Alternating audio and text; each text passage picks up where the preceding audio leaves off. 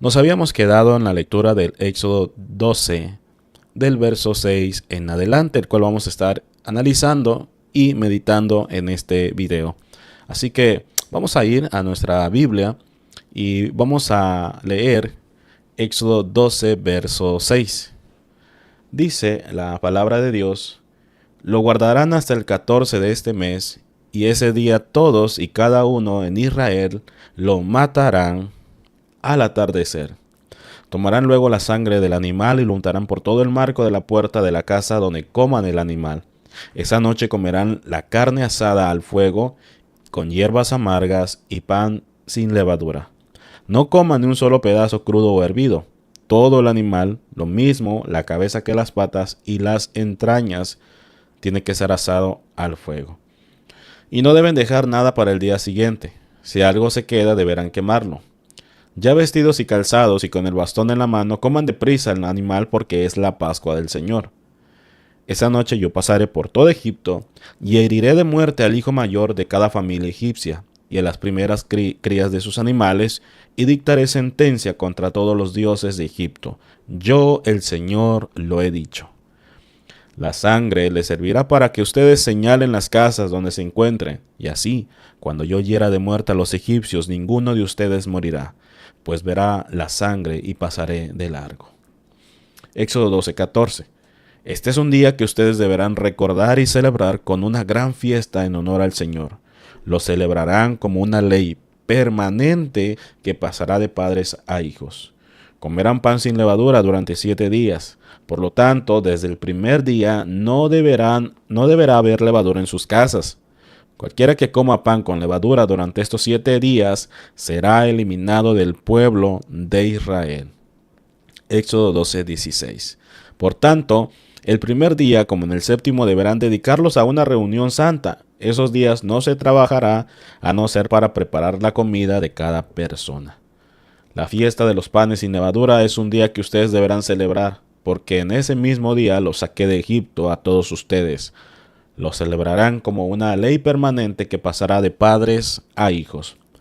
Comerán pan sin levadura desde la tarde del día 14 del primer mes hasta la tarde del día 21 del mismo mes.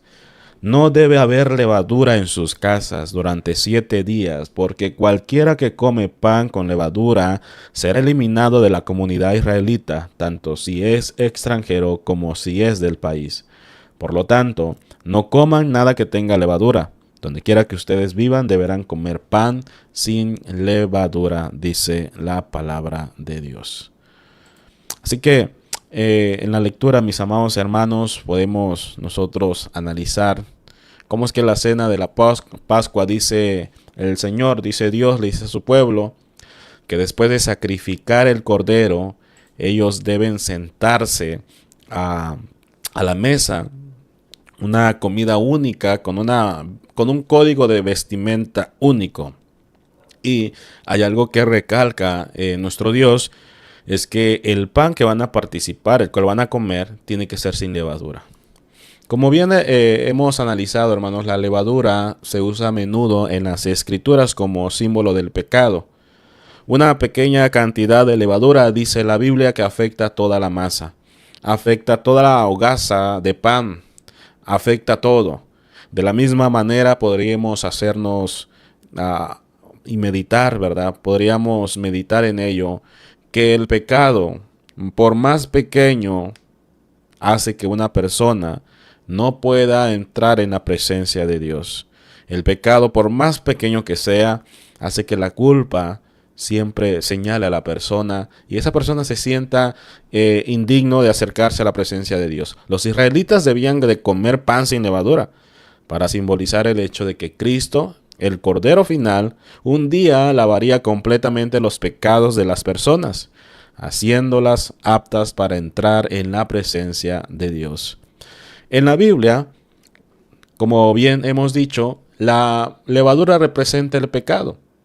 Y esta primera parte de la Pascua presenta un maravilloso simbolismo de la santificación verdadera, y es la culminación de la limpieza espiritual. La levadura, como bien sabemos, amados hermanos, la levadura está compuesta por una serie de diversos hongos microscópicos capaces de efectuar una fermentación o descomposición que en el caso del pan aumenta el volumen de la masa o en algunas ocasiones las hace más suave. Y es de notar, hermanos, que la levadura aumenta el volumen de la masa, también acelera su proceso de descomposición. Entonces el pan hecho con levadura, aunque aumenta su tamaño, es de inferior calidad y duración, por supuesto. Bien dice la palabra de Dios ahí en Gálatas capítulo 5, verso 9, que un poco de levadura leuda toda la masa. Así que la levadura se usaba generalmente para hacer pan. Sin embargo, los israelitas tenían prohibido darle ese uso durante toda la Pascua y los 7 días de la fiesta de los panes sin levadura. Probablemente ahí tenemos algunos textos que nos pueden ayudar en nuestra lectura. Y todo el pueblo también debía de sacar de sus casas cualquier pan con levadura. Y tenían que deshacerse de todo ese pan, ¿sí?, hecho con levadura. Tal vez ya lo habían hecho con anterioridad a esos días sagrados. Ellos tenían que deshacerse de ellos. 7 días, dice la Escritura, 7 días comerás panes sin levadura. Y así en el primer día haréis que no haya levadura en vuestras casas.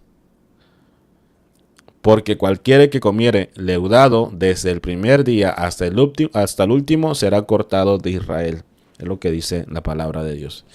Así que la levadura también estaba prohibida en todas las ofrendas que eran llevadas a quemar al altar, hermanos. ¿Sí? La levadura estaba prohibida a todas las ofrendas que eran llevadas a quemar al altar.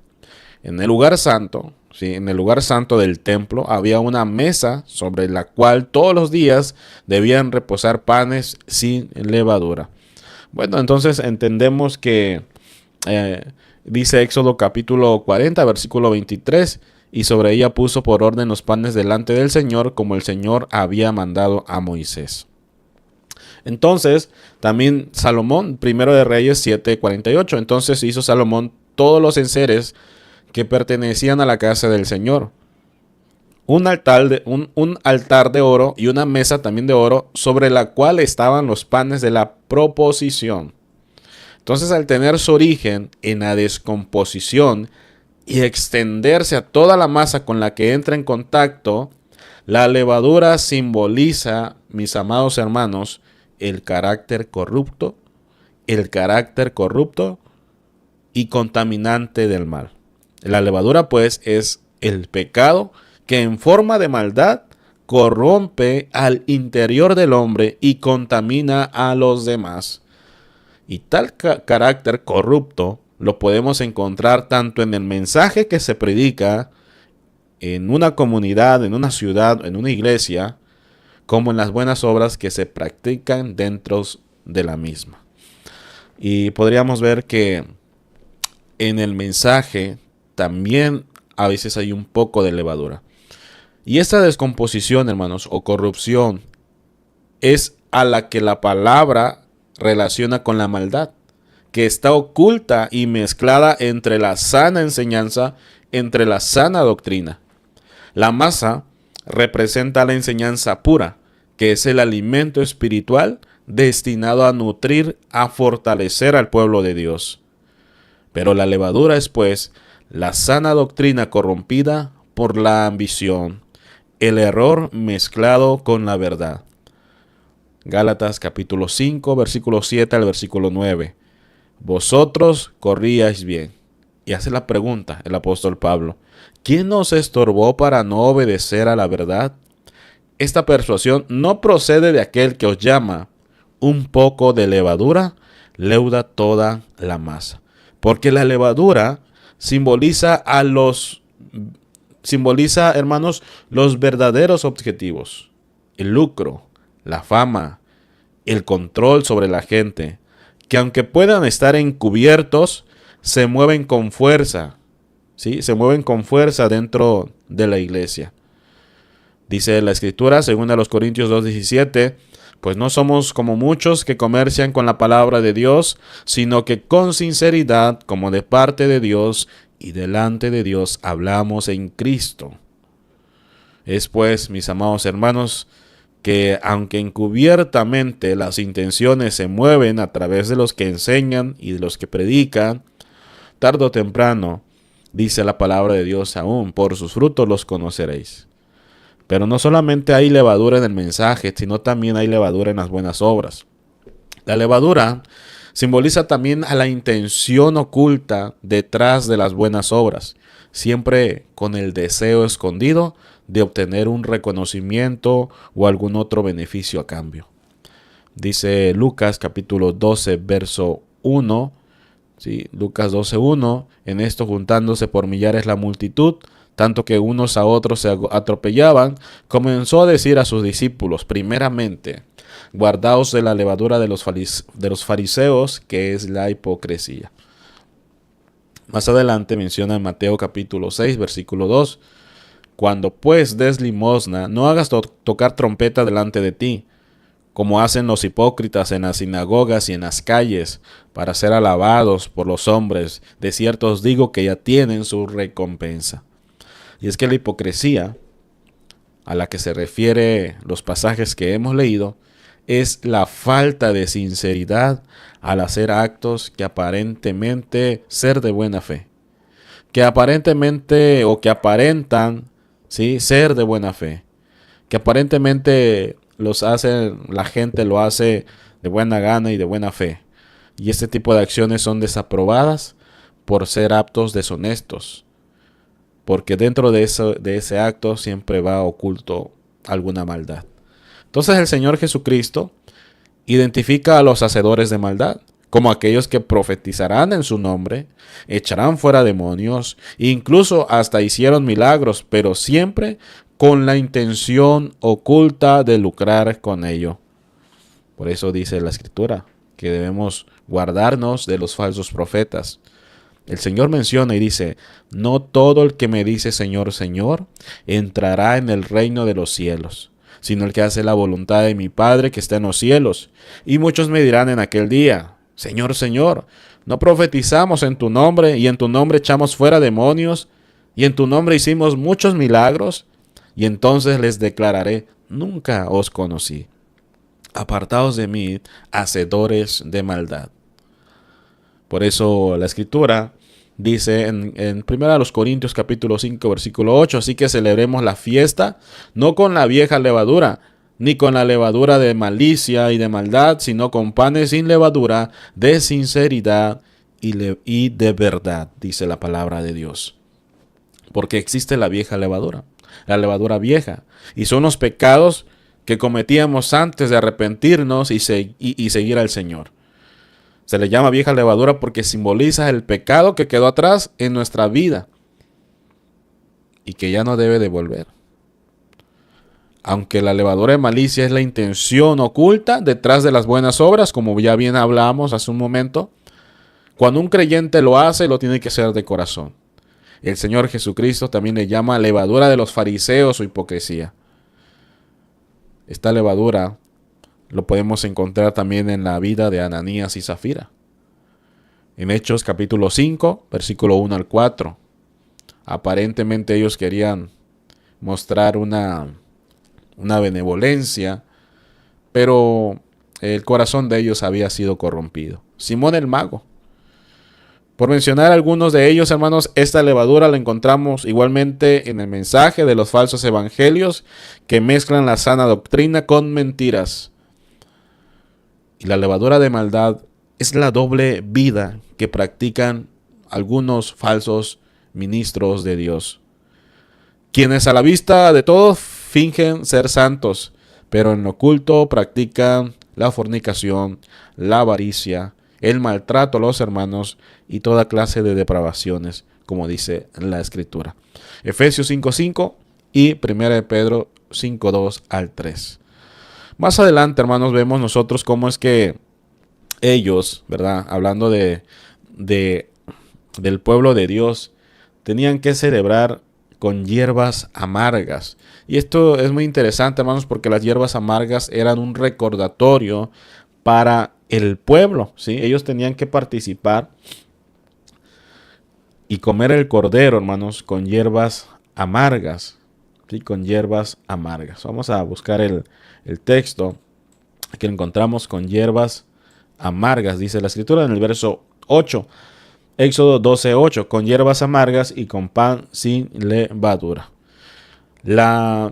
Hablar de hierbas amargas, hermanos, era un recordatorio para el pueblo de la amargura de su esclavitud en Egipto.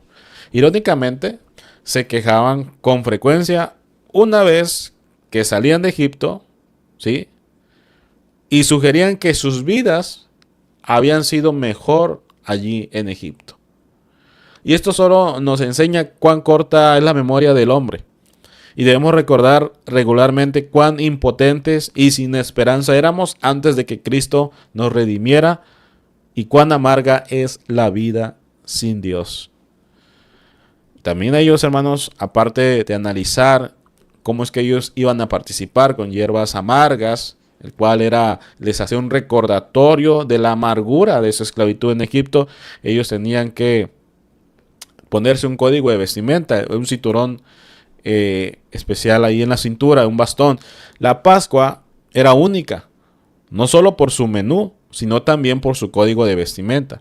Los israelitas normalmente no usarían sandalias en una comida, ni tendrían un bastón en la mano, pero en ese momento sí lo tenían que tener. Sin embargo, esta comida debía comerse a toda prisa. Además, el Señor ordena a su pueblo que comiera la comida con ropa que implicaría una disposición a viajar. Ellos debían estar listos en cualquier momento para levantarse y salir de Egipto. Jesús, amados hermanos, nos enseña a cada uno de nosotros y dice en su palabra que debemos de vigilar porque no sabemos a qué hora vendrá nuestro Señor. Si el dueño de la casa supiera a qué hora vendría el ladrón, velaría y no permitiría que entrara en su casa. Por tanto, mis amados hermanos, como lo menciona Mateo capítulo 24, Mateo 24, vamos a leerlo, Mateo 24, del verso 42 al 44. Mateo 24, del verso 42 al 44. Dice, velad pues, porque no sabéis a qué hora ha de venir vuestro Señor. Pero sabed de esto, que si el padre de la familia supiera cuál hora el ladrón había de venir, velaría y no dejaría minar su casa. Por tanto, también vosotros estad apercibidos, porque el Hijo del Hombre ha de venir a la hora que no pensáis. El juicio de Dios viene, mis amados hermanos. ¿Sí? El Señor explica que estos sacrificios, específicamente al pueblo de Dios cuando lo había sacado, era un recordatorio para que ellos entendieran cuál era la vida que ellos tenían en Egipto, una vida de esclavitud. Por tanto, ahora una vez ya liberados y librados, ahora ellos tenían que recordar siempre esto. Y nosotros, hermanos, tenemos que recordar que el juicio de Dios viene. Su juicio está a punto de caer sobre los egipcios. Y el juicio de Dios está a punto de caer sobre nosotros. Así que debemos estar preparados y debemos de meditar y debemos de recordar siempre cuán grande es su amor hacia nosotros. Mis amados hermanos, tenemos que entender cómo es que el Señor ya había demostrado la absoluta impotencia de los dioses de Egipto cuando envió las 9 plagas que ya vimos en la lección pasada, las cuales se demuestra el gran poder de Dios, el Dios verdadero. Ahora la plaga final, que era la muerte de los primogénitos, demostraría de un solo golpe, ¿sí? Demostraría de un solo golpe la locura de un hombre de poner su fe en alguien o en algo que no sea Dios mismo. El Señor estaba enviando su ángel por toda la nación y no había poder en la tierra que pudiera impedir su mano de juicio. Es decir, ningún poder, excepto los medios de gracia que el Señor había dado, había estipulado para que ellos obedecieran. Y esto es un recordatorio, hermanos, de que cuando el Señor mira a sus hijos, Él nos ve a través de la sangre de Cristo, que cubre nuestros pecados. Por otro lado, una persona cuyos pecados no están cubiertos por la sangre de Cristo está en peligro inminente del juicio de Dios. El Señor manda al pueblo de Israel a conmemorar la fiesta de la Pascua cada año y enseñar diligentemente a sus hijos lo que significa. Así que, mis amados hermanos, en esta lectura que hemos tenido, estoy seguro que Dios habla hoy, nos habla en todo momento y nos anima a permanecer firmes y a recordar su santa promesa. Dios les bendiga. En un momento vamos a continuar hablando sobre la siguiente parte de esta lectura.